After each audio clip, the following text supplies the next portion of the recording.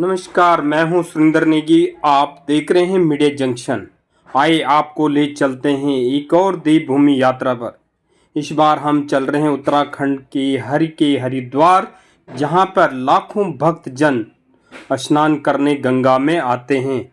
लेकिन गंगा में स्नान करने से पहले सभी भक्त सोचने लगते हैं कि स्नान करने की विधि कैसे करें और इसके क्या नियम और धर्म हैं, इसके क्या तात्पर्य है। आए जानते हैं शास्त्रों में क्या कहा गया है और पौराणिक मान्यता क्या है।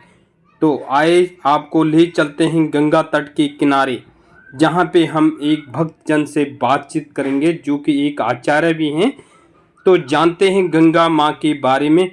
चलो आपको ले चलते हैं गंगा के पास हरिद्वार माँ गंगा तट पर।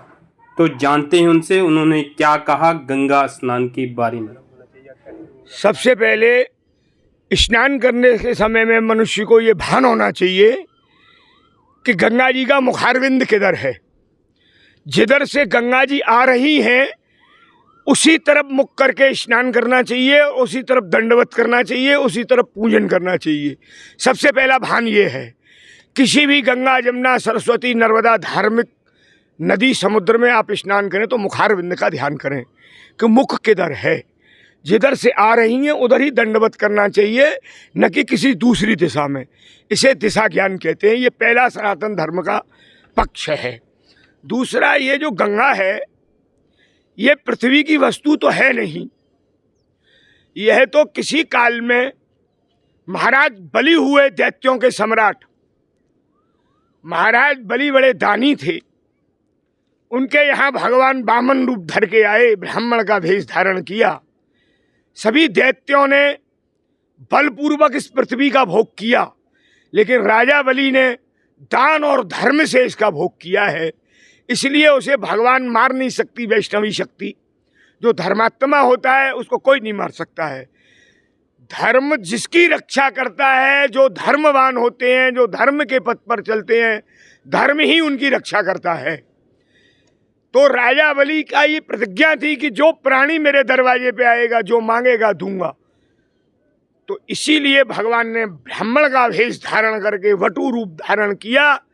राजा बलि के दरबार में गए। राजा बलि ने उनसे कहा महाराज मांग लो।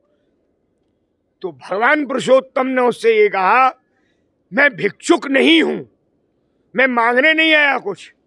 आपने प्रतिज्ञा की थी कि जो मेरे से मांगेगा उसे दूंगा, तो मैं दान लेने आया हूं। मैं ब्राह्मण हूं। कभी भी ब्राह्मण को भिक्षावृत्ति नहीं करनी चाहिए। भिक्षा साधु का धर्म होता है। ब्राह्मण का धर्म दान लेना, दान देना, यज्ञ करना, यज्ञ कराना, विद्या पढ़ना, विद्या पढ़ाना। ये 6 कर्म ब्राह्मण के बताए गए हैं, शास्त्रों में पूर्ण निश्चित हैं। जो इनसे हटता है वो ब्राह्मण अपने ब्राह्मणत्व को नष्ट कर लेता है। फिर उसकी जबान में कोई ताकत नहीं रहती, उसका मंत्र किया हुआ भी निष्फल हो जाता है। जो पात्र नहीं होता है। तो राजा बलि की सभा में जब उन्होंने कहा दान, तो उन्होंने कहा मांग लो। 3 पग पृथ्वी वामन भगवान ने राजा बलि से मांगी। तो राजा बलि बोला महाराज आप मुझे लज्जावान लजाए ना, कुछ मांगो, धन दौलत, हाथी घोड़ा, राज्य, पृथ्वी सब कुछ दे दूंगा। उन्होंने कहा राजन हमको 3 पग पृथ्वी चाहिए, उसी से हमारा निर्वाह। उतना ही उन भगवान का शरीर था। उनका नाम एक त्रिविक्रम भी कहते हैं। वामन भगवान का एक नाम त्रिविक्रम ही है, जिनका शरीर ही 3 पग के बराबर था। तो उन्होंने कहा हमको उतना ही चाहिए जितने हमारा शरीर लेट जाए, उतनी ज़्यादा पृथ्वी का क्या करेंगे। तो राजा ने कहा ले लो। उन्होंने की फिर वही बात आ गई, हम संकल्प के द्वारा जो दान की हुई वस्तु है ब्राह्मण वही लेता है, किसी से भिक्षा नहीं लेता, वो उपकार करता है।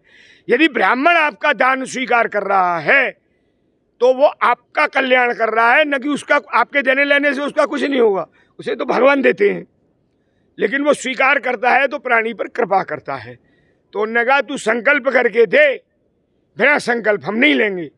तो राजा बलि ने जब अंजलि में जल लेना चाहा, भागवत में तो ऐसा नहीं है, श्रीमद् भागवत में ऐसा नहीं है कि वो अंदर आके रुक गए और पानी रोक लिया, ऐसा नहीं है।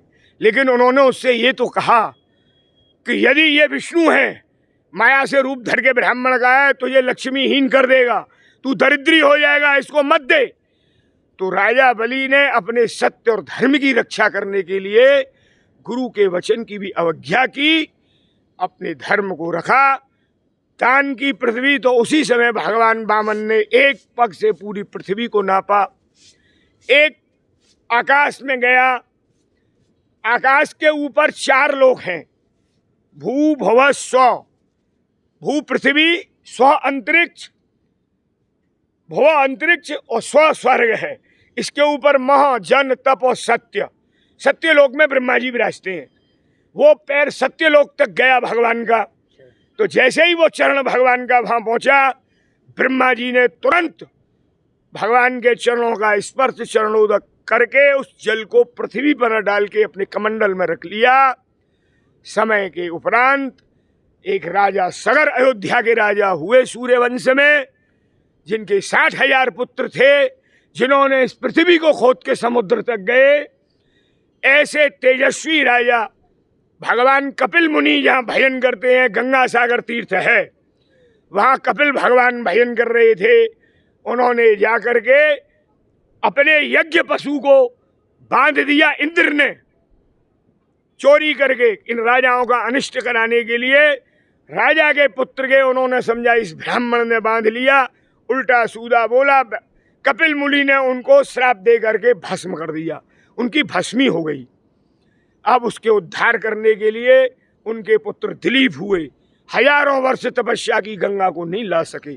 फिर उनका पुत्र अंशुमान हुआ, अंशुमान ने भी बहुत तपस्या की, असमंजस ने भी की, कोई भी गंगा को लाने में सफल नहीं हुआ।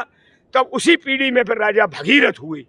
भगीरथ ने 10 सहस्त्र वर्ष यहाँ तपस्या की, ब्रह्मा जी को प्रसन्न किया, ने गंगा दे दो, मेरे पूर्वजों का उद्धार हो जाएगा।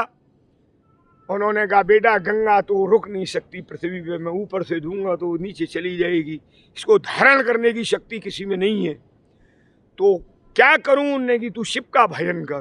तो भगवान शिव का हजारों वर्ष तपस्या करने पर भगवान शिव प्रसन्न हुए। भगवान शिव आशुतोष अवगत दानी है, थोड़े कुछ करने पर ही बहुत कुछ दे देते हैं। भगवान शिव ऐसे हैं। उनकी तपस्या करने पर उन्होंने प्रार्थना की कि माँ गंगा को लाना है तो आप उसको धारण करें, क्योंकि वो भगवान के चरण का जल है। शंकर जी भी भगवान के चरणों के जल की आकांक्षा हमेशा करते हैं। हरि और हर में हम भेद नहीं समझते हैं, क्योंकि वो गुण प्रधान देव हैं, वो सतगुण प्रधान है, वो तम गुण प्रधान है, ब्रह्मा जी रजोगुण प्रधान है। ऐसी हमारी सनातन धर्म की व्यवस्था है। वो गंगा जी भगवान शिव के मस्तक पर आई और उन्होंने उसको जटा से लहराया। वह गंगा 4 भागों में विभक्त हुई। अलग गंगा के नाम से भी कहते हैं और इसी को भागीरथी भी कहते हैं। इसका सबसे पहला नाम विष्णुपदी है, जो विष्णु भगवान के चरण से ही इसका प्रादुर्भाव हुआ है।